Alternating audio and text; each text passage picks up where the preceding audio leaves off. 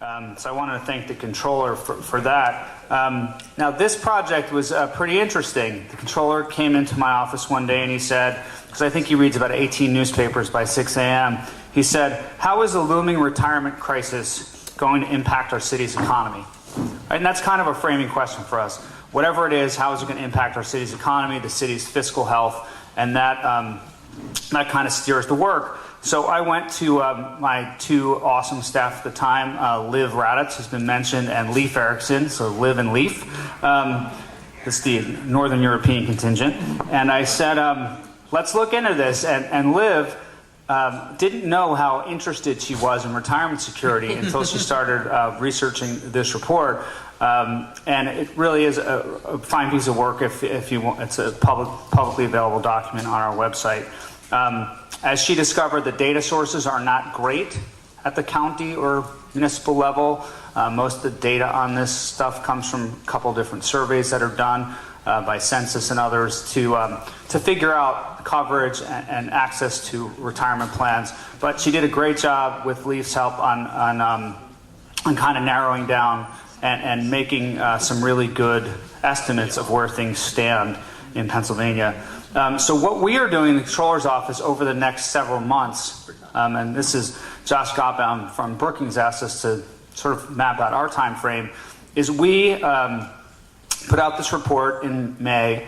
The follow-up plan is to spend the next however many months, 3 to 5 months, surveying small businesses. So we are working with partners, the regional chambers of commerce. We're having a meeting with the Greater Philadelphia Chamber next week to discuss this stuff. But we've already surveyed a fair number of businesses through the African American Chamber, the Asian American Chamber, Women's Business Enterprise Council, Sustainable Business Network, the Greater Philadelphia Hispanic Chamber. We're really trying to find out what the business community thinks about retirement security. Do they offer retirement security? If they don't, why don't they? If they do, why do they? You saw the pie charts early on. Most small businesses in Philadelphia do not offer retirement security. At least that's where our survey is coming down so far. And then we're trying to get into more focus group situations. So we're running focus groups with all these organizations. We've done one at the Northeast Chamber, the Greater Philadelphia Hispanic Chamber, a bunch of others planned. Where they sit down with the controller and we have a very structured conversation about benefits and why they do or don't offer them. It's been very enlightening. We'll continue to do that. At the same time, we're also trying to get the word out to the general public. So we have a great team. The other part of my team are Emily and Tommy, who really made this day possible with all the logistics. So if we give them a little round of applause, that would be very nice. You probably met them at the registration desk. But they've been planning and executing financial wellness town halls. Our plan is to have one in each council district around the city over the next several months, where we bring general public in, talk about financial wellness in general, but also talk about the options that are available for retirement security and trying to get people into this mindset and almost like a campaign to get people more engaged with their own financial wellness to something the controller's been engaged with for a long time, but now we're adding this additional component of retirement security. So I wanted to give that framing. And we've also been working with partners in City Council. I wanted to acknowledge Rachel, if she's still here, from Councilwoman Sherelle Parker's office, who's been the leader on the council side in this initiative. So we're hoping that, over the next several months, we can actually make progress towards a real plan. Anyway, I wanted to frame with that. This panel is really trying to get us down to the practical level. How is it that certain states have done these plans? So we're going to hear from Kathleen Kennedy Townsend, who, among other things, led the Maryland Task Force on Retirement Security, which, as you heard earlier, culminated in legislation. So Kathleen's going to tell us a bit about that process and other things that she is interested in telling us about. That is dangerous. We're also thrilled to have with us Phil Dukes, who is the counsel and senior policy advisor to Mayor de Blasio on investments and pensions. So to talk about the New York City experience, where are they in their process? A lot of people have been talking about the New York City plan, which actually is kind of a proposal that was put out by the comptroller's office. But we're also going to hear from the mayor's point of view where the administration is thinking about this. And then Mark Avery is going to do his second encore here to focus more specifically on a program called myRA, which is an innovative approach to get access to folks who don't have it, and to talk about a little bit about how we can broaden uptake for that program, among other things. So without further ado, let me turn over the podium to Kathleen, who's going to do some remarks, and then Phil, and then Mark. Great. So how do I do this with the clicker? That would be great. Before I start, I want to mention two people who are members of my task force who are here today. First, Gary Kleinschmidt. Could you stand up, Gary? Who is he lives in Philadelphia, but he works at Legg Mason, and he works at Retirement Legg Mason. You can sit down. And he is my hero because most people in the financial services industry would not testify, can you hear me, in favor of retirement security. In fact, they would often say, we don't need this kind of legislation, this is a waste of time, this is a threat to what we do. And Gary would testify in favor of all of this, and he would write letters to California, and he would hear from his boss would often hear from the Trade Association of SIFMA saying, what was Gary doing? And his boss actually defended him despite the fact that he was causing lots of trouble. So could you all give Gary a round of applause, because it's very difficult for him to do this.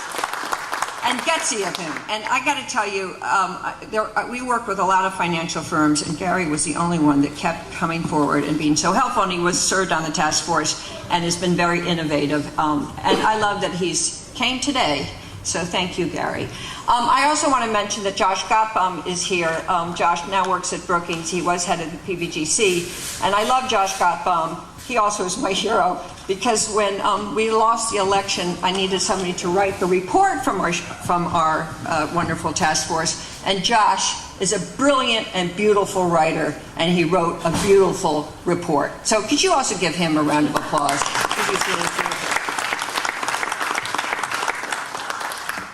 You have to give credit to people when they do all these great things for you.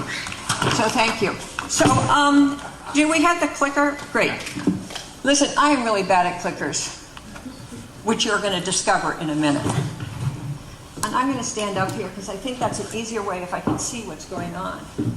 Yeah, and then you can see it in front of you. Oh, I can see it in front of me. How interesting.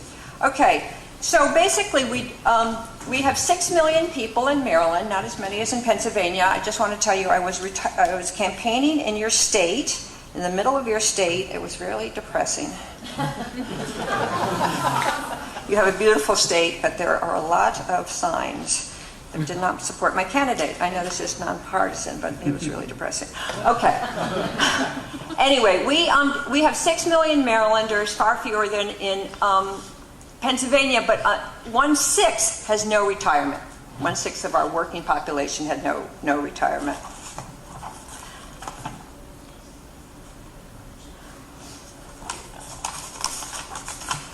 And as you can see, and you've heard these statistics over and over again, 77% of Americans are more worried about retirement than they are about death.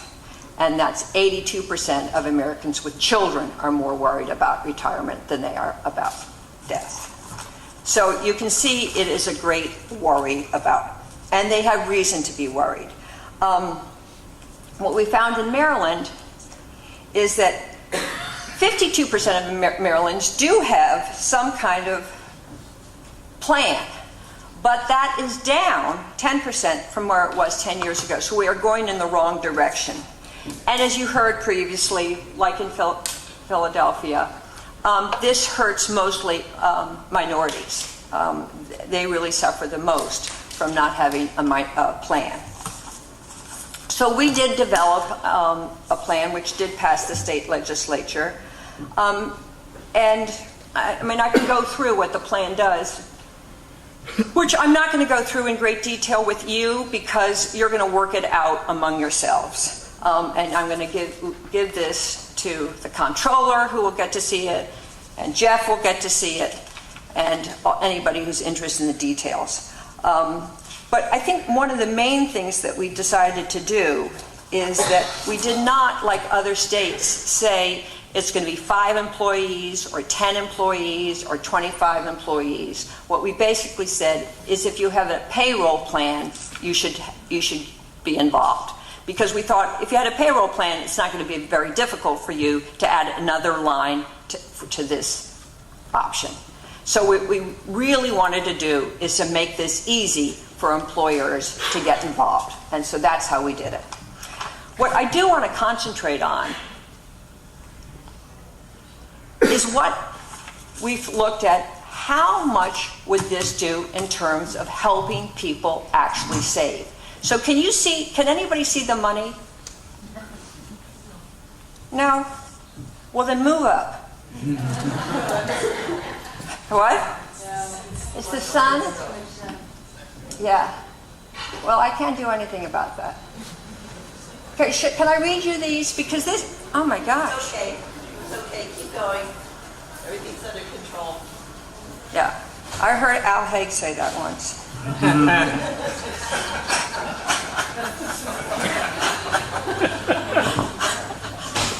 Okay, so the reason I want you to look at the numbers, because one of the issues that you're going to be thinking about is what kind of plan is going to give you a better retirement. So this is what I work at an investment management firm called Rock Creek, and many of the people at my firm used to work at the World Bank, and they used to give advice to countries all around the world on pensions.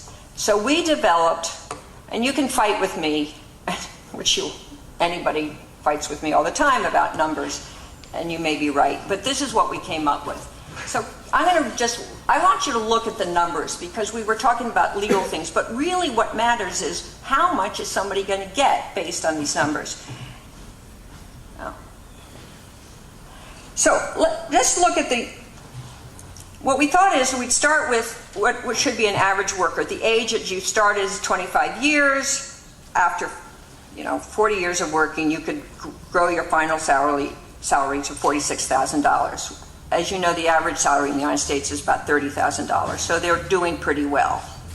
And your probably average salary in Philadelphia is about $40,000? 36. 36. So this is better than most people in Philadelphia. I'm just warning you that it's better. Your Social Security check is 30% of final salary. If you can't see that, that's about $1,100 a month. So if you put 3% of your salary into this IRA that you might be suggesting, which is your Secured Choice IRA, for 40 years, and you do it faithfully for 40 years, and you don't take it out, and as you know, 40% of people take money out of their 401ks or in their IRAs, so this is like wishful thinking. At the end of your 40 years, when you retire, you'll get an extra $462 a month, okay? Which will, added with your Social Security, give you $1,600 a month, which is 42% of your salary. Did anybody follow that? Is anybody admitting that they didn't follow that? So 42% of your salary, that's if you actually put your money in for 40 years and you don't take it out. What are the odds of that actually happening? Pretty low if you don't pass a law that says you're not allowed to take it out. This is what you get in a defined benefit plan. Remember, you're not allowed to take your money out of a defined benefit plan. Now, one of the things that I like about Phyllis Borsey, who has her head turned away from me, which is really kind of insulting. Thank you, Phyllis. Thought I'd get her attention. But basically, what Phyllis did allow in her regulations is to put limits on the ability of you to take money out of this. And that is very important, because if you allow people to take money out, they're going to take the money out because everybody has an emergency. Their car breaks down. Somebody has a health care problem. They want to send their kids to college. So everybody This is like the normal human nature unless they live in another country in which they think about the long term. And there is a cultural thing about that, which I'm not going to go into. But in the United States right now, we're in a culture of short-term pleasure or short-term crisis. And so every time we have a problem, we take the money out of our 401k, 40% a year.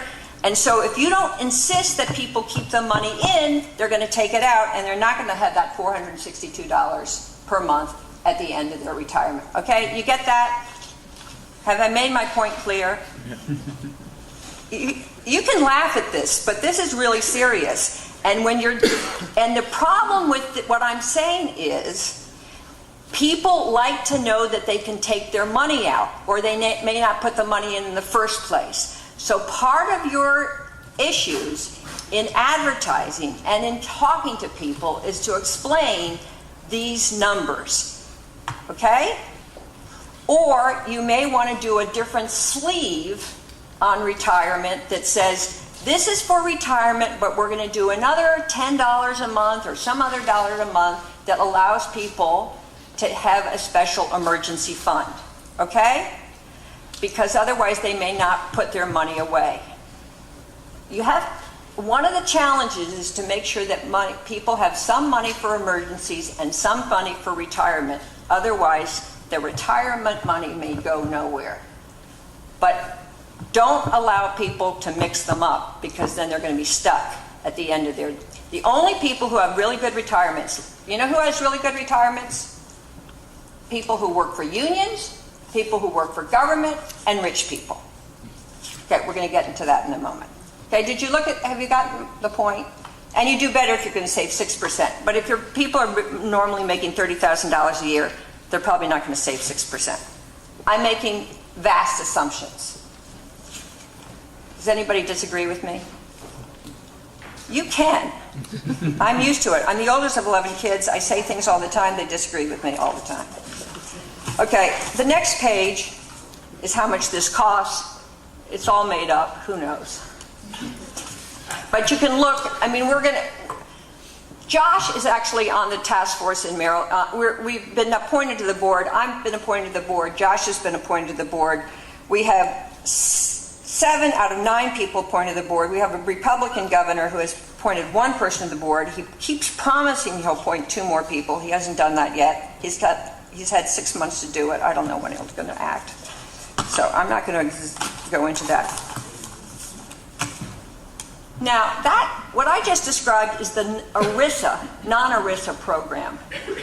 I like ERISA, and as some of you know, and I say this all the time whenever I talk about ERISA, my daughter went to a wedding, and the woman my daughter's friend married a woman named ERISA.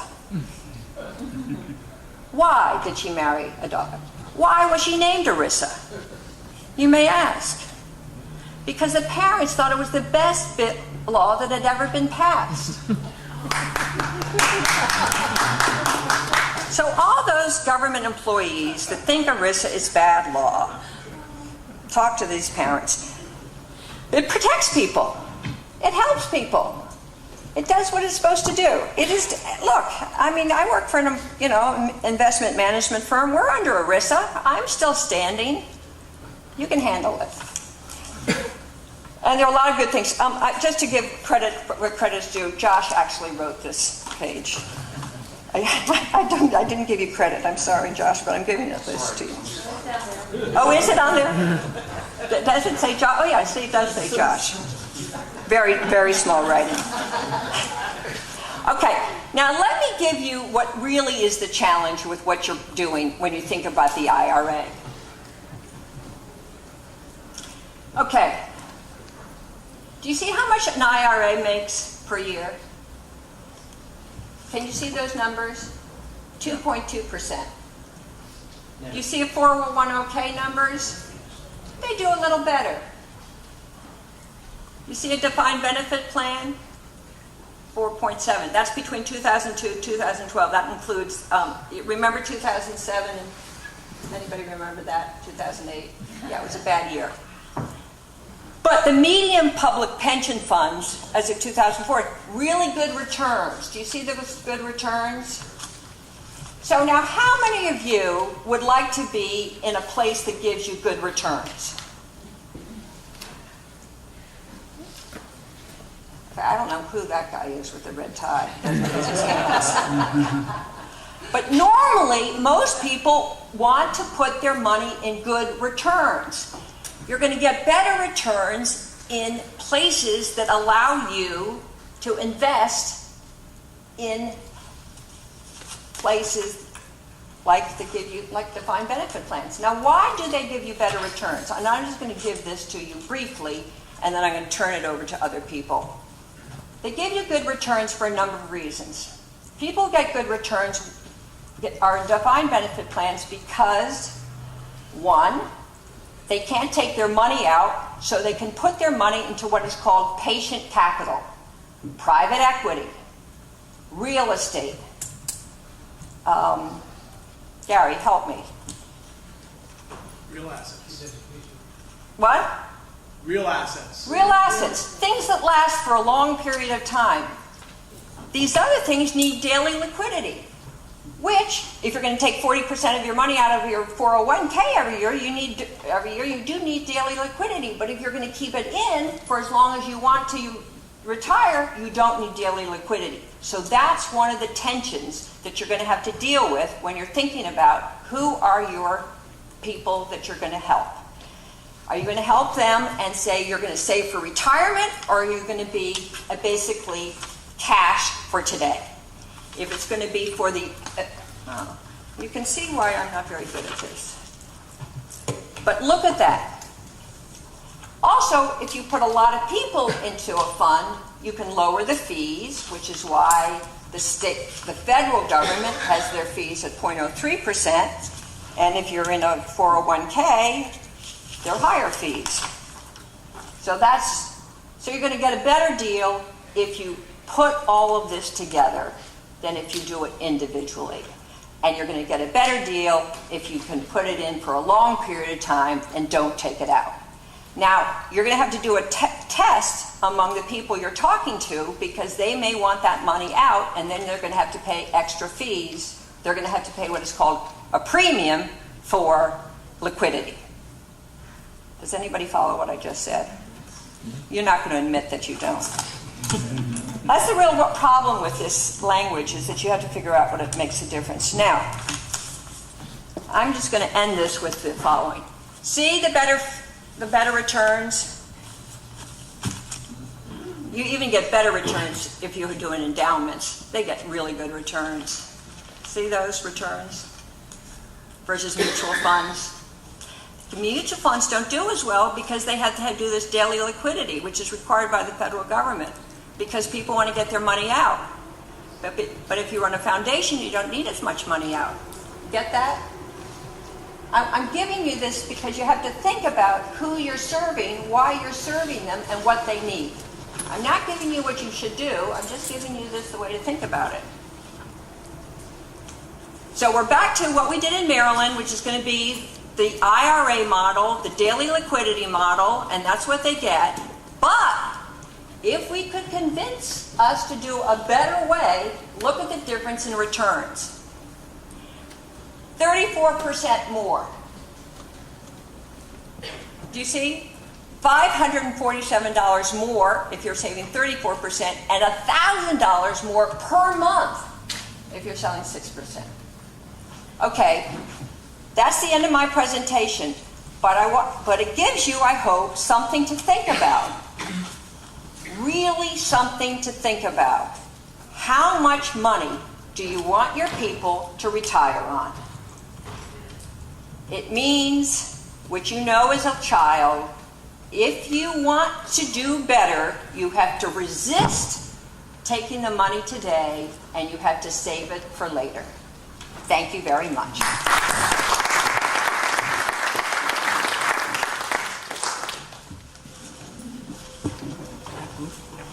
Is it all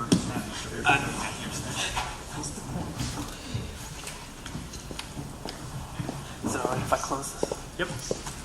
All right, I'm going to adjust this for height. Good morning, everyone. My name is Phil Dukes. I'm Senior Policy Advisor and Counsel of the New York City Mayor's Office of Pension and Investments. Part of what I've been asked to do today is to give you a very quick and dirty 50,000-foot view of where the City of New York is in its planning process. And as you can see from this morning's conversations when it has been discussed, there's already confusion between what we're talking about. There are a lot of people who are interested in New York City and getting this done. That's the great news. The bad news is that we all seem to be calling our projects the same thing, and it's confusing people. But the more cooks in the kitchen, I feel, who are cooking the same food, the better off we are in the long term. So today I am not in a position to talk about the program that other people have alluded to today, which was the Comptroller Scott Stringer's report that was released about 2 weeks ago. What I'll talk about is where we are in New York with the Saving Access New York Retirement Program, which the Mayor, the City Council, the Public Advocate, and a whole host of other unions and public interest groups have been working with us all together to get done. Great news again is that we're all in favor of getting this done, and there's very little disagreement on how to get there. We all understand that there are 1.7 million workers in New York who don't have access to a retirement program through their employer. That's 57% of employed New Yorkers, a significantly higher rate than the rest of the country. The good news is that New York City already has a huge institutional knowledge regarding investments and pensions. We have currently $160 billion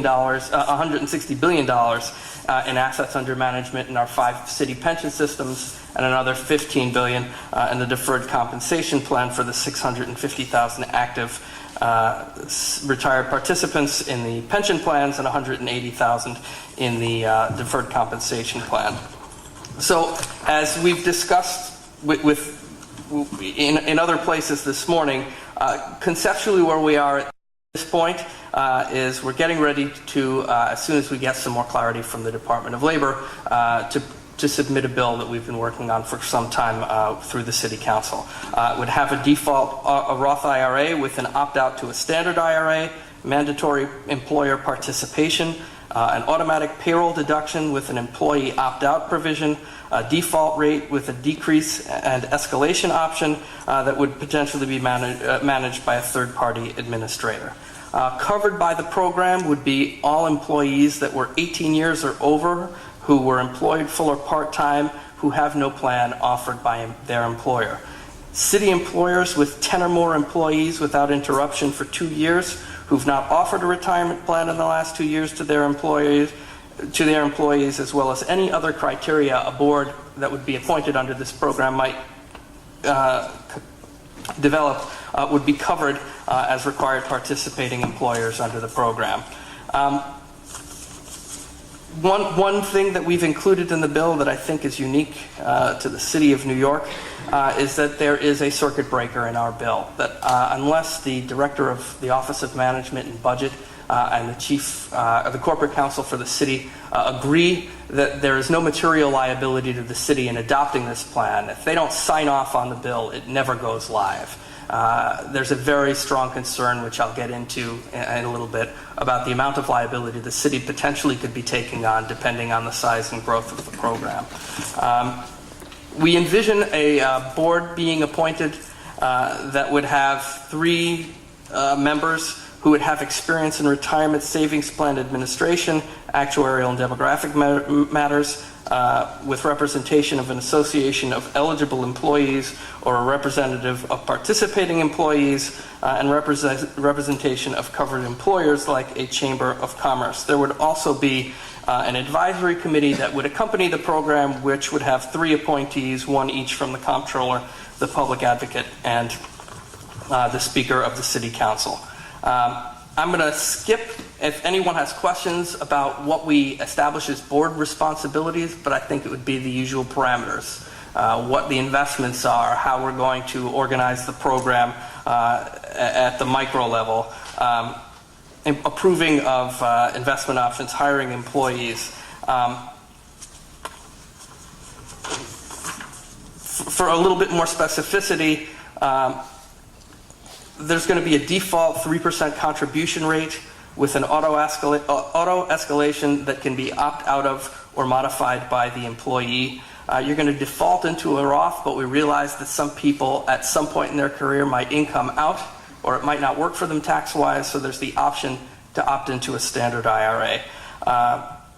We've also created what we're going to tentatively call a default escrow, which is when you initially join the program for 90 days, your money is going to be held in an escrow account that gives the employee a couple of weeks of seeing what is missing from my paycheck.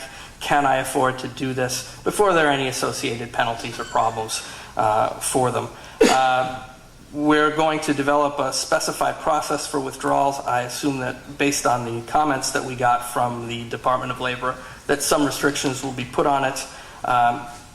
The default for money will be a target date investment with an opt-out to other options that will be adopted by the board. Separate records will be kept for each account, and there's going to be no commingling of any of the funds with city funds.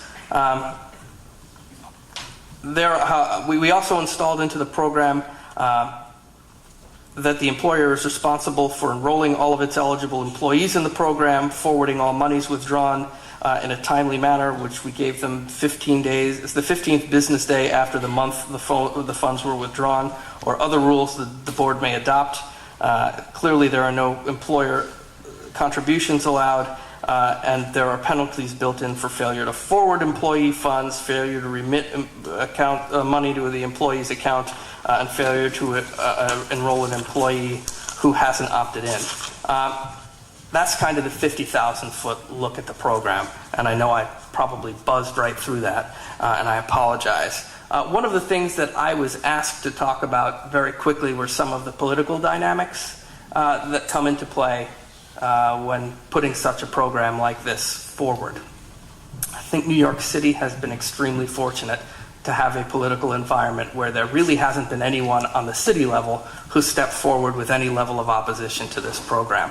So it's really been a matter of getting all the players to the table and reaching consensus about how we want the program to look and feel, and how easy it can be for accessing by employees and employers. One of the pieces I left out, and I apologize, is that part of this program is going to have a very robust outreach and education program. We're going to be targeting people who probably struggle with financial literacy, and we feel that in order to engage in this type of a program, a significant chunk of time and resources are going to need to be spent on making sure that people who are now in the program understand what it is, if they're not part of it yet, what it is, how they opt in, opt out, what their options are, and that there are choices for an investment mix and why one might be better for them than the other. I think I covered that at this point we're kind of in a holding pattern because we're waiting for the resolution of a number of issues with the Department of Labor, and they all seem to focus, or we made some comments that you can read on the Department of Labor's website for the NPRM that was done for political subdivisions. But I think that from my personal experience, and I speak for myself and not for anyone else or for the office, is there's a substantial concern about potential exposure and liability when you're managing this amount of money for other people. So there's been some language that was in the NPRM which required that the programs be implemented and administered by the qualified political subdivision, and it uses language that provided that the qualified political subdivisions retain full responsibility for the operation and administration of the program. Our program envisions using a third-party administrator. We need to have a lot more clarity on, we were under the assumption, and we just need clarity of whether that means prudent selection of and monitoring of the third-party administrator, or after you've done all of that, are you still holding on to all of the excess liability so that you are a secondary resource in the event of something going wrong in the stock market or what have you. So one of the major concerns is what impact it could have on our bond rating, what impact it could have on annual reporting if these things are considered to be actual liabilities of the city on an ongoing basis. So that's really where we are on the issues that are outstanding, and I think that's where I'm going to leave it off pending additional questions. Great, thanks. Mark, do you want to stand or sit? Just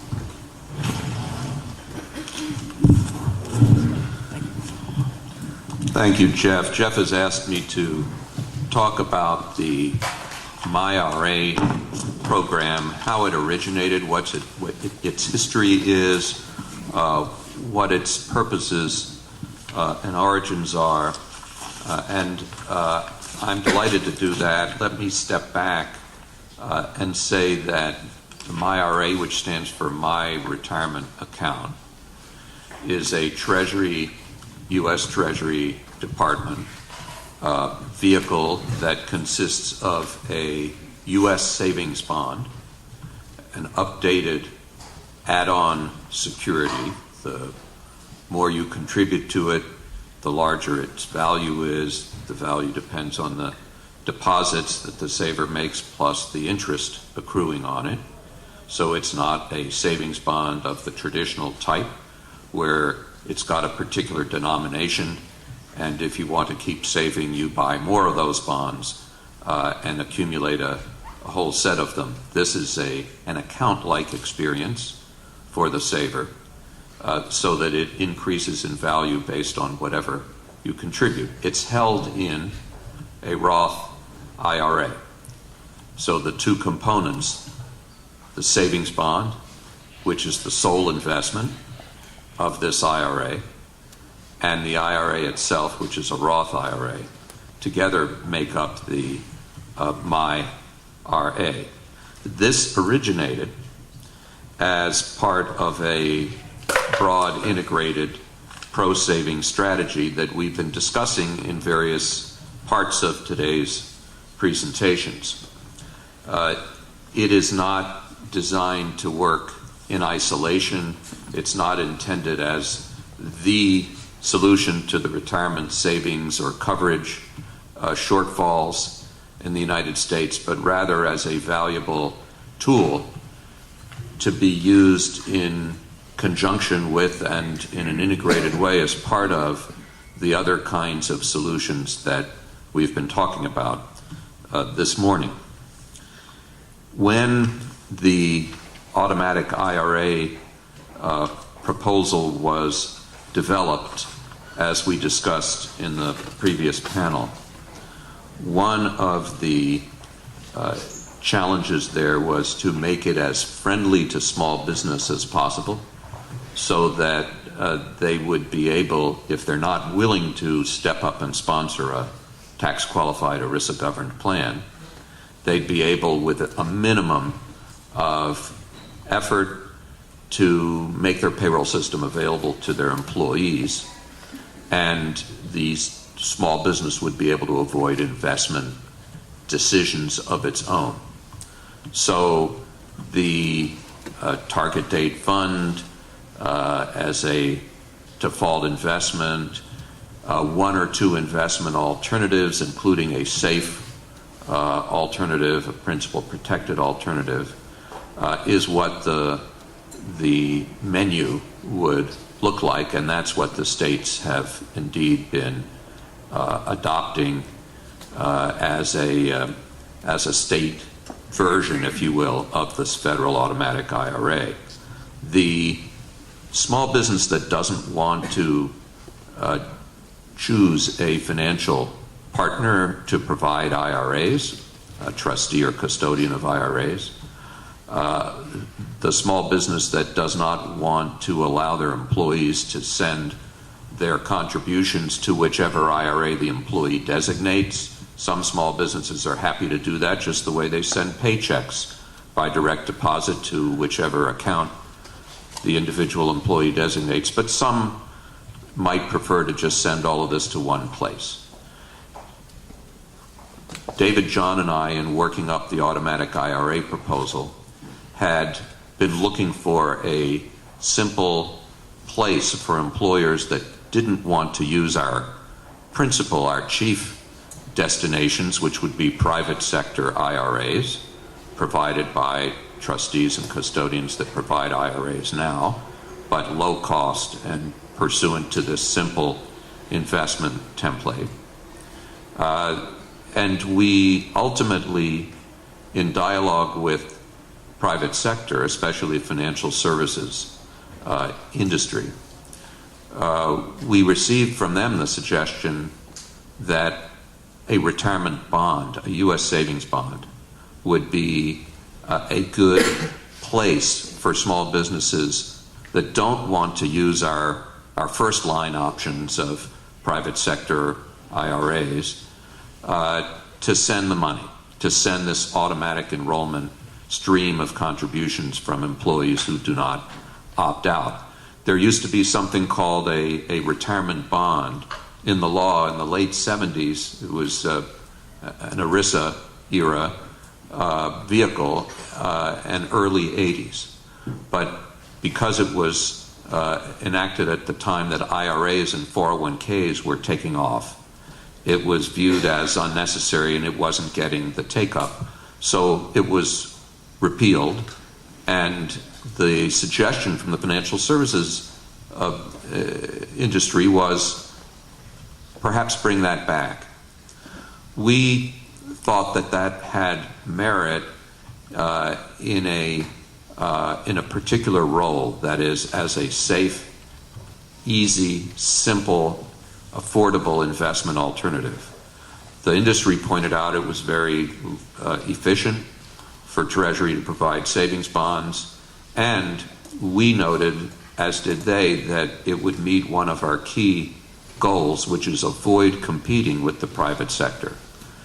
Fill this market niche, the folks who don't save now, partly because the private sector most of the time is uninterested in them. Their savings are too small. The contributions are too minimal. The account balances are too small to interest most of the private sector providers. And indeed, many of them have noted they couldn't break even on the administrative costs of handling a very tiny account. And so stepping into that gap in the market was the idea here. The gap for very small savings, the gap for people who aren't covered because they're not eligible for employer plans today, and the gap that disproportionately affects lower and moderate income people and minorities. So we worked with the private sector to come up with this idea and developed it as a simple, safe, and affordable U.S. savings bond, updated, a kind of 21st century version of the savings bonds that many people of an older generation saved in when they were younger, that has a certain comfort level for some folks, that provides a full faith and credit of the United States government, protected return, never goes down. So interest is accrued on these bonds at the rate that one of the federal employee 401k options pays interest, the government securities fund. That roughly keeps pace with inflation, not precisely, but generally, but not more than that, because it is riskless security. It cannot go down in value. It's very appropriate for the risk-averse population who is not saving at all today, because they're afraid that if they save in the kinds of diversified vehicles that most savers use, their hard-earned assets might diminish in value. And that risk aversion is what we're trying to address, that subset of the population who've been reluctant to put any money in any kind of saving and investment. So the myRA provides this complete safety. It provides something that would earn a modest return that would keep up with inflation. It provides the simplicity of not turning people away or discouraging people who can't decide how to invest. It's a single investment. It is not intended to be the best investment for most people or a long-term investment for people's retirement. It's intended to be a safe alternative that serves as an incubator for these very tiny beginning accounts that will hopefully get these tens of millions of our fellow citizens into a lifelong habit of saving, eventually diversifying into the kinds of asset allocated investments that most investment professionals recommend, eventually moving into the private sector for their investments. This is intended to be a starter account to get folks into that habit, and then to move them into the private sector, into the regular range of investments that folks are in. $15,000 is the maximum that someone can accumulate in a myRA in this particular U.S. savings bond, because we want people to then, when they've dipped their toe in the water and gotten used to the idea that saving is not unduly risky, then start to take on more diversification, asset allocation, and do it in the private sector. This is not intended to be a government program that in any way displaces or competes with the private sector alternatives that are out there. So that's the essential story behind the myRA. The target demographic is those who are not eligible for an employer plan. So the tens of millions of folks who are the target of the state and potentially local programs as well. No coincidence, it was all conceived together as an integrated strategy to reach that huge portion of our population. The concept of simplicity and affordability is reflected also in the fact that there are no fees. The starter account, just for this limited amount of investment up to $15,000, does not cost the individual any investment management or other fees, and that is another inducement to get the heretofore non-savers into the saving system, and eventually to develop a habit of saving that will stick to them for a lifetime.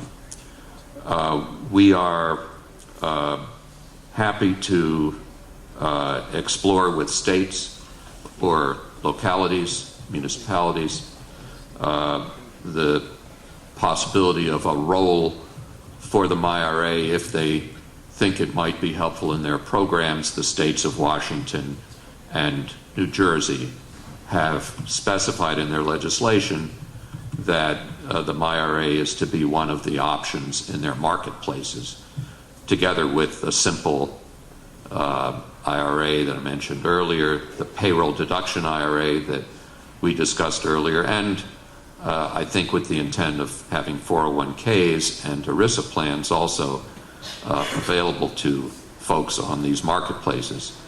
The other states and municipalities that are moving into this retirement savings space have, in a number of cases, expressed interest in exploring with Treasury the possibility of seeing whether myRA could be a component in their programs, and we've said we're happy to discuss that and explore whether or not it would be a good fit in a given instance. Thanks. Jeff, I'm happy to like the rest of us, take questions or have some more discussion. Thanks, Mark. Thanks, Kathleen. Thanks, Phil. I'd like to open the floor for questions because they brought up a lot of details, and we've got about 10 minutes, so let's have them, and we'll have more time at the end of the third panel if other questions haven't been answered. Please identify yourself. Hi, Gary Matola from the FINRA Investor Education Foundation.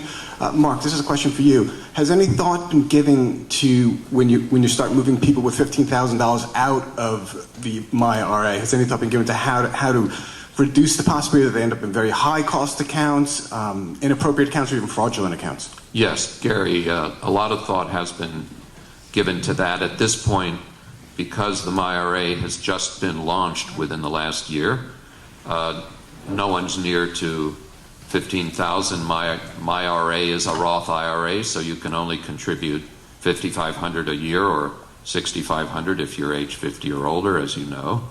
And by the way, it is on the liquid side as a Roth IRA. You can withdraw, going to some of the discussions earlier, you can withdraw from a Roth IRA if you need the money, the amount that you put into it without tax, without penalty. The earnings, different story.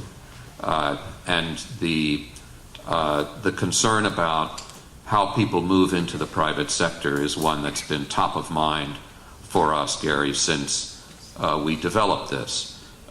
We've made available 3 ways to save in the myRA so far. You can take money from your regular account if you have one, a savings account, a checking account, and transfer it, contribute it to this IRA. You can take money from your pay and contribute it likewise as a second way, payroll deduction. In other words, it is a payroll deduction IRA.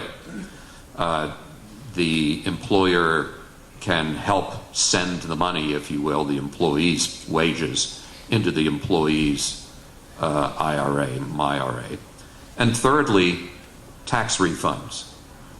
You can designate when you file your 1040 to the IRS that any refund you're going to get can be used in whole or in part to save by being directly deposited by IRS in your IRA.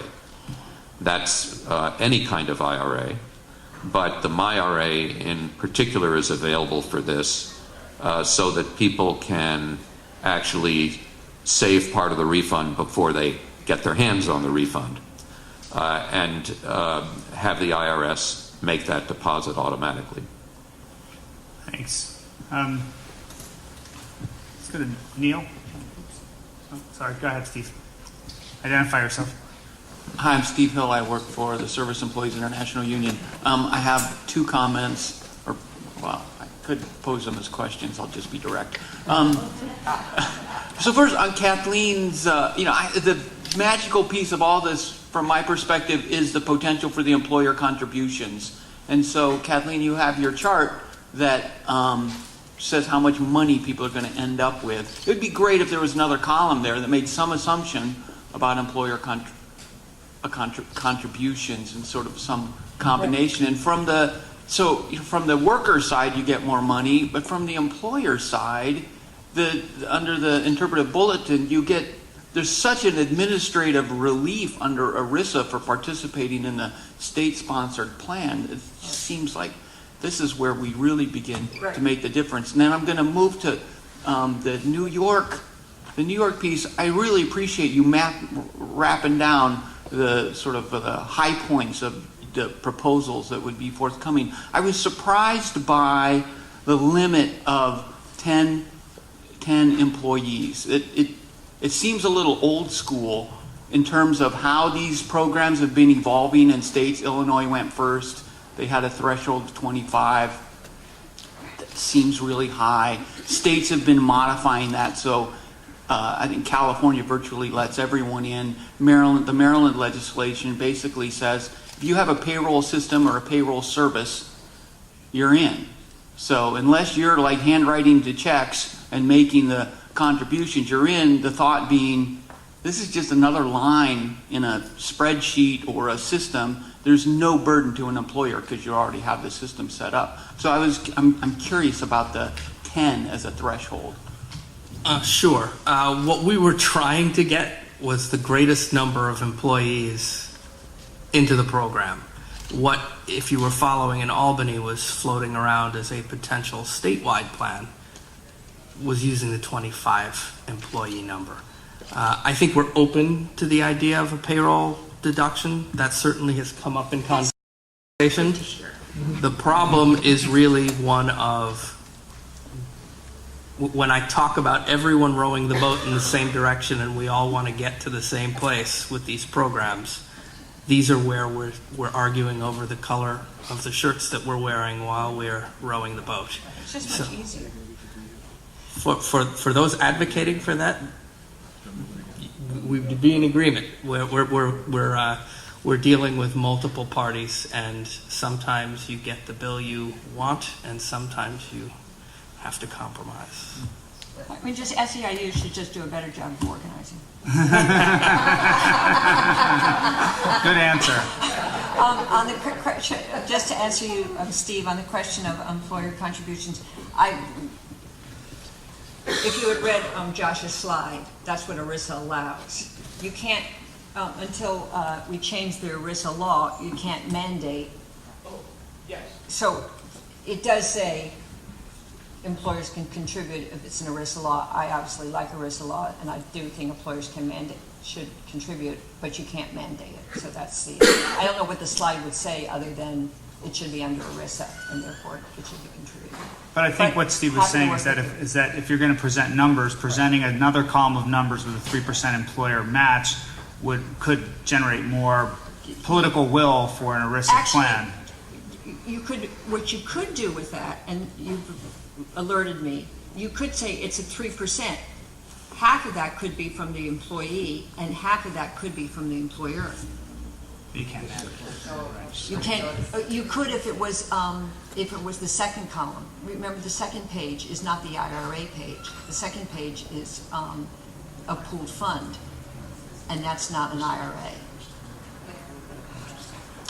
Other questions? Steve, by the way, as you well know, the employer contribution issue is one that's been central to this overall strategy, and as folks have been saying, to the extent that states or localities and indeed the federal government, as we've been doing, are successful in encouraging more ERISA-governed plans, we can get more employer contributions. And part of the problem, of course, is that small employers have, by and large, been reluctant to adopt employer plans in our voluntary system, partly because some of them don't want to or feel they have the wherewithal to make employer contributions. So Treasury's been, and the Labor Department is part of this as well, I think, coaxing for years and decades small employers to adopt plans and to make employer contributions. That's what the simple IRA has done. That's what a lot of our 401k provisions have been intended to do in order to encourage that in a system where requiring it is not realistic. In the auto IRA context, again, the ultimate goal is to lead to that. The ultimate goal is to lead to employers adopting plans. And once they adopt plans, there are advantages, because of our non-discrimination rules, to having employer contributions be part of those plans. Advantages to the employer. We all know the advantages to the individual. Finally, I think we know that as an economic matter, the wage-benefit trade-off is such that the distinction between employer contributions and employee contributions is not as bright line a distinction as some of us tend to say it is, and that ultimately we are in the business not so much of getting employers to contribute for employees as to encourage people to defer consumption in order to have more later on, smooth their consumption over their life cycle, get over the myopia and the procrastination that keep people from saving or accumulating benefits. We think the employers have a tremendous role and have played a tremendous role in this, and that there is a meaningful difference between employer and employee contributions, notwithstanding the economic theory. That both points of view are true to a significant extent. But ultimately, in the auto IRA efforts, the point is to get more employers that will eventually sponsor plans, and those are structured so that there's an advantage to making employer contributions in them. I'm going to exercise prerogative of the chair and allow one more question because Neil has the microphone. And then we're going to have to wrap up and bring the other panel up. So, Neil, this is a question. make it a good one. This is a question for Mark. Although I fear that you've just answered it anyway. The question is, employers and employees, even though the behavior of them are connected, if you could separate them, which of the two is the biggest challenge? To get employees to be involved, or to get employers to develop whatever the plan is you're thinking about? Both. Yes. I think meaningfully it really is both. And a number of the points that Kathleen and others have been making regarding the value of employer involvement, I think are worth reinforcing here. We know that people can save on their own, people do save on their own, but not enough. The take-up rate for the regular IRA, the standalone IRA that's not being facilitated by an employer and not being required by the federal or state law, it's less than 1 out of 10 of those who have the opportunity to make tax-favored contributions to an IRA. Fewer than 1 out of 10 actually do so in any given year. Sometimes it's as low as 1 out of 20. 1 out of 20 for people making between $30,000 and $50,000 a year. No, for everybody. For everybody who's eligible for an IRA. So people way above that wage level, it's overall, the average is that. Obviously, the people who are at the top of the eligible wage level are more likely to be contributing. But folks who are in an employer plan, if it's a defined benefit plan, they're all in, 100%.